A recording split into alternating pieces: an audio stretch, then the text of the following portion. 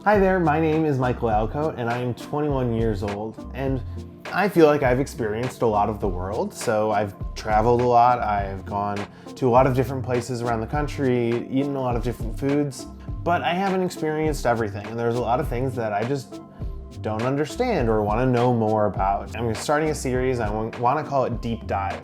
And so that's me taking a deep dive into one specific topic during each video, with you guys along the way, and doing things I might not have ever done before. We're going to start the series off with vegetarianism and veganism, because that's something that's really interested me within the past couple months. It's becoming more and more popular with young people. And so I really want to kind of dive deep into this because the beginning of the year, it's February 3rd as I'm recording this, and I think I still have the ability to work on my New Year's resolutions. I mean, the year hasn't ended yet. So I'm really going to try and eat more plant-based this year because of environmental reasons. So the kind of big livestock industry is really bad for the environment. There's a whole bunch of issues with it.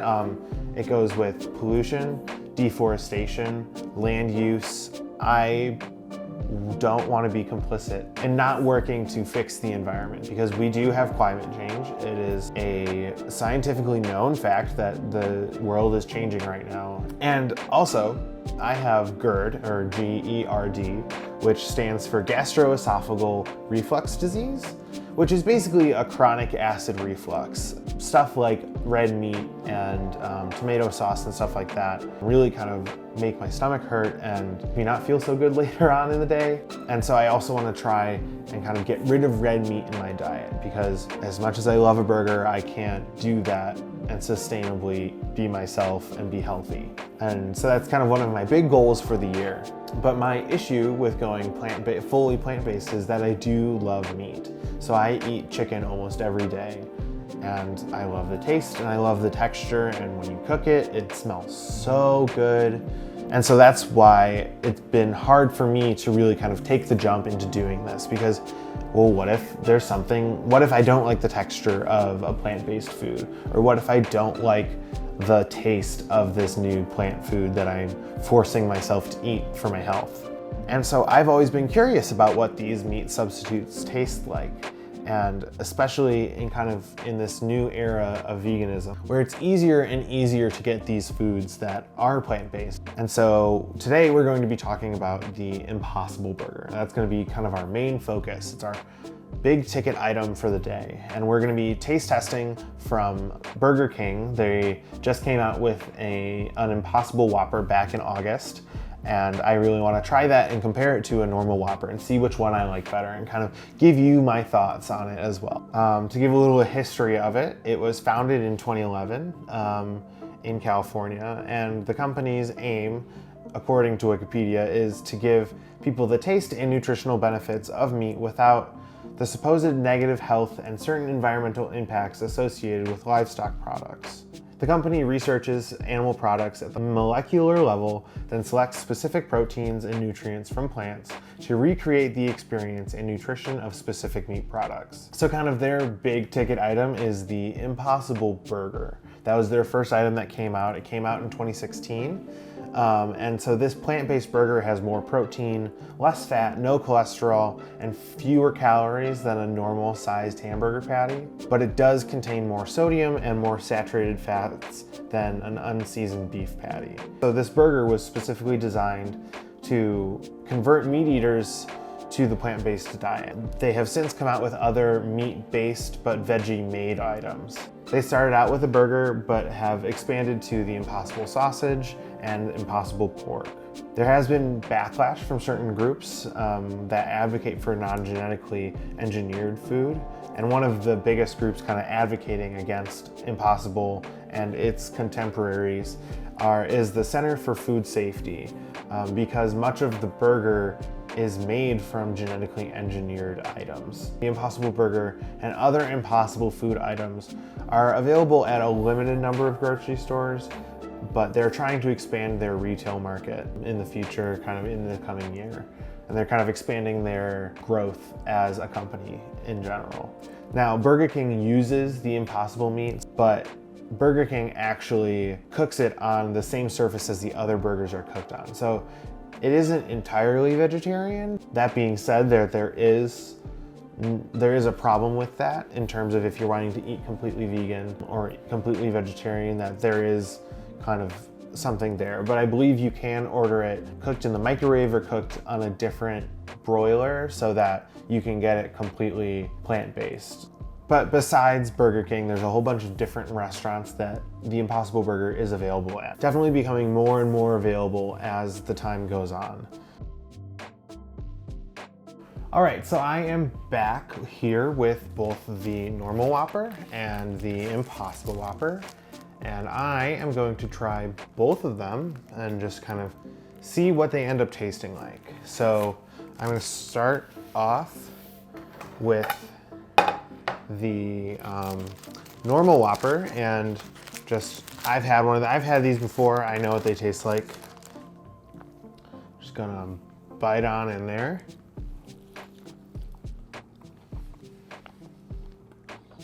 I mean, I can't say much more than it's a burger. It tastes good. It's good enough that I've taken 3 bites of it, so I like it. That's burger number 1. I'm gonna put that over here on top of the wrapper so I know which one is which, because I have a feeling they're gonna look very similar. Some extra lettuce on this one.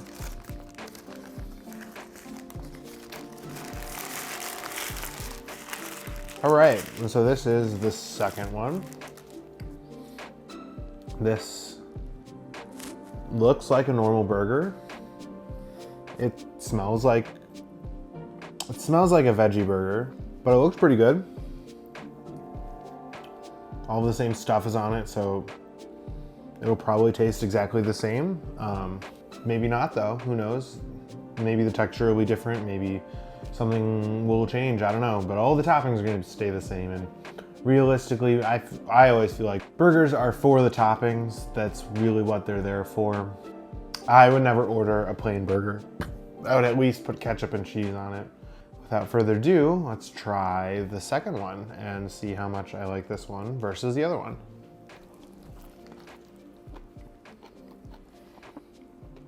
Okay.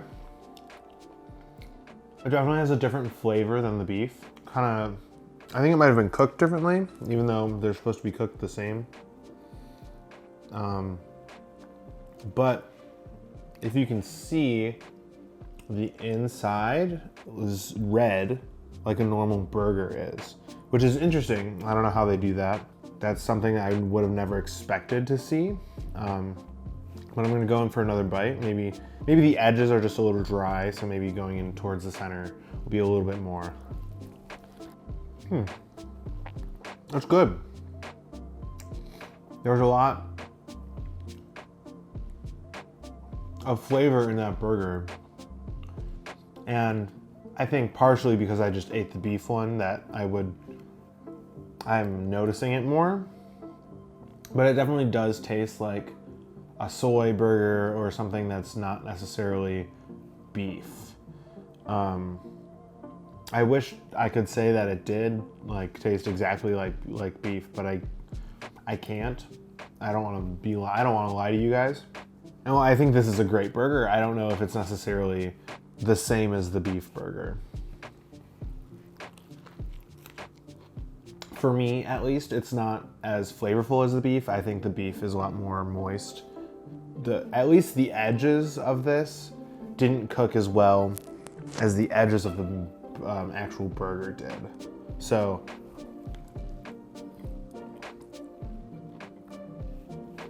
I'm still eating the burger. I'm still eating it though. So I mean, it tastes good. And as I eat more and more and kind of forget the flavor of the beef, I like this. I think it's really good. I think especially as a meat substitute, if you're trying not to eat beef or trying not to eat meat at all, this definitely covers it. It doesn't taste exactly the same, but it also, that's really hard. I mean, you can't expect it to taste perfect compared to the other one. I like it.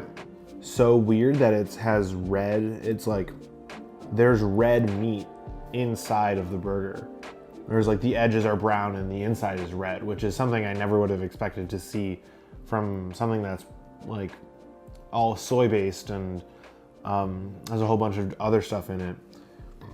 So that's a gentle surprise. And even like when I squeeze it, some juices come out as if it's like a bleeding burger. If people can switch to this, you'd be doing a lot better for the environment. And I might, next time I go to Burger King, I might get one of these instead of the normal burger, just so that I can kind of try and stay true to what I want to do. I'm gonna go back to this burger, which is the normal Whopper, after eating the Impossible Burger, and just see kind of what I think of it now.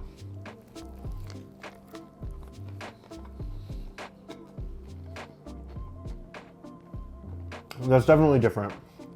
And both of them are good. And they do, I don't know how to describe this, but they have this like Burger King-y kind of taste. And I think that's just how they cook things, or the exact like stuff that they use. Maybe it's the bun, maybe it's the lettuce, maybe it's the tomato. I don't really know. But they do both have like a very significant, oh, this is Burger King. This is what I'm eating. This is what I remember. And both of them have that. And I think that's great. And I think it might be more in the Impossible Burger. Maybe it sucked up more of the oil or something like that. But I'm a big fan of both of them. I think they both taste really good. It has the texture of meat. I didn't notice any texture difference between the two of them. I mean, I'm used to eating a burger like this. I've had a fair share of burgers in my days. It does taste like fake meat, but it also doesn't taste unlike beef. They both have a very similar kind of palate. And I think the really cool thing about this is that that there's red inside of this, just like a burger is. And I've definitely had worse burgers than that from a lot of different places. So I'm very happy with this. I think it was really great, and I will probably continue to order it. Maybe not every time, but definitely if I have the opportunity to order it, I will. Yeah, I spilled all over myself because ketchup got everywhere. Thank you for tuning in. I'm planning on posting every Monday and Wednesday. Trying to continue with this series, but it also might be other stuff. I'll let you guys know. Make sure to follow me on my social media. So on my Twitter and my Instagram, both are in the description and both are the same. Also make sure if you want to see something different or have any questions or comments for me, let me know down in the comment section below and I'll try and answer your question.